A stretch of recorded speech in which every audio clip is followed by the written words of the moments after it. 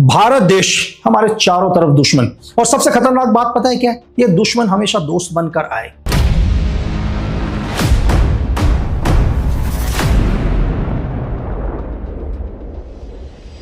अगर हम पश्चिम की ओर देखें तो चाइना ने पाकिस्तान के ग्वादर पोर्ट को पूरा अपना कंट्रोल में लिया है। मेरी बात समझ रहे हैं? यानी कि पश्चिम चाइना के कंट्रोल में। फिर आ जाते हैं दक्षिण में, श्रीलंका के हनबटकोटा पोर्ट, वो तो चाइना की जेब में है, यानी कि पूरा वहां पर चाइना का कंट्रोल। अगर हम पूर्व में आके देखें, यानी कि बांग्लादेश, आज का सबसे बड़ा इशू मोंगला पोर्ट, चाइना क्या कर रहा है? उसको भी अपने कंट्रोल में लेने की सोच रहा है। वहां पर भी क्या कर रहा है? अपना एक बहुत बड़ा पोर्ट बनाएगा, यानी कि हिंदुस्तान को चारों तरफ से घेरना। लेकिन असली धोखा तो अभी बाकी है।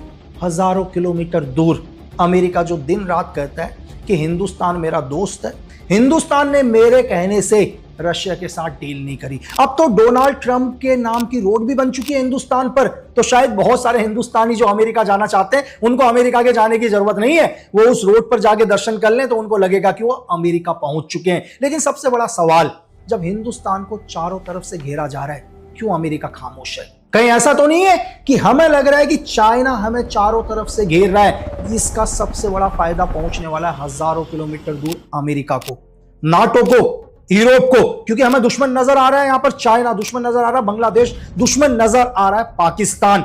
लेकिन इनसे भी ज्यादा कोई और फायदे में है। मैं हर पहलू पर बताऊंगा आपको, नाम के साथ, तारीख के साथ, सबूत के साथ, सब कुछ। इस वीडियो को देखने के बाद आप नहीं भूलेंगे कि यार हिंदुस्तान किस मोड़ पर खड़ा है। चलो हम शुरू करते हैं, हर पहलू को समझेंगे। क्या सच में बांग्लादेश आज हमारा दुश्मन है, या इसके अंदर बहुत पहले से ही शुरुआत हो गई थी? नजर तो हमें आज नजर आ रहा है कि बांग्लादेश हमारा सबसे बड़ा दुश्मन है। हम बात करते हैं तारिक रहमान की। ये नाम बताना बहुत जरूरी है, क्योंकि आज ये बांग्लादेश के प्रधानमंत्री हैं। जो कुछ आज बांग्लादेश में हो रहा है वो इनकी मर्जी से हो रहा है या इनके पीछे कोई और है, वो भी हम समझेंगे। 25 दिसंबर 2025 को 17 साल के बाद बांग्लादेश लौटे। क्यों? ये ब्रिटेन में रह रहे थे। आप सबको पता है कि इनकी मां भी बांग्लादेश की प्रधानमंत्री रह चुकी है, खालिया जिया। 9 जनवरी 2026 को तारिक रहमान ने किया नेशनल बांग्लादेश पार्टी यानी कि बीएनपी की बागडोर संभाली।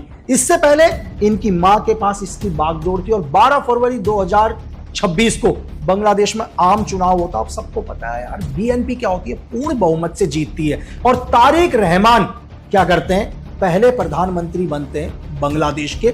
मतलब पहला क्यों बोल रहा हूं? क्योंकि ये 17 साल तक किसी दूसरी धरती पर रह रहे थे, विदेशी धरती पर। आपको क्या लगता है कि कोई आदमी अगर 17 साल तक ब्रिटेन की धरती में रह रहा होगा, क्या वो MI6 के कंट्रोल में नहीं होगा? क्या वो CIA के कंट्रोल में नहीं होगा? क्यों?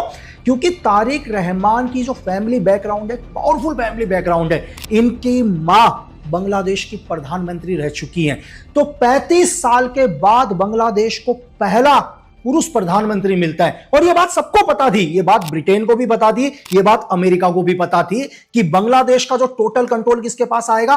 तारिक रहमान के पास आएगा। अगर तारिक रहमान CIA के कंट्रोल में रहेंगे, MI6 के कंट्रोल में रहेंगे, तो MI6 और CIA तारिक रहमान के जरिए एशिया को कंट्रोल कर सकती है। अब आप कहोगे यार कि बांग्लादेश तो एक छोटा सा देश है। बांग्लादेश के इस छोटे से देश के दम पर ब्रिटेन या अमेरिका या नाटो एशिया को कैसे कंट्रोल कर सकता है? मैं आपको सबसे पहले एक बात बताता हूं, किसी का अच्छा करना बहुत मुश्किल होता है। अगर आज मैं ये सोच लूं यार मुझे किसी का भला करना है, तो शायद सालों लग जाएंगे। लेकिन अगर किसी का बुरा करना है तो मैं कहता हूं दिन नहीं लगेंगे, घंटे नहीं लगेंगे, मिनटों में हम किसी का बुरा कर सकते हैं। तो ये दुनिया के जो पावरफुल देश है, ये तारिक रहमान का इस्तेमाल करके या बांग्लादेश की जमीन का इस्तेमाल करके एशिया के अंदर भला नहीं करना चाहते, बल्कि एशिया को क्या करना चाहते हैं? गहरे युद्ध में धकेलना चाहते हैं। जैसे आज पूरी दुनिया में युद्ध चल रहा है। हम हर एविडेंस को समझाऊंगा आपको कि कैसे बांग्लादेश को आज एक लॉन्च पैड की तरह यूज किया जा रहा है हिंदुस्तान के खिलाफ।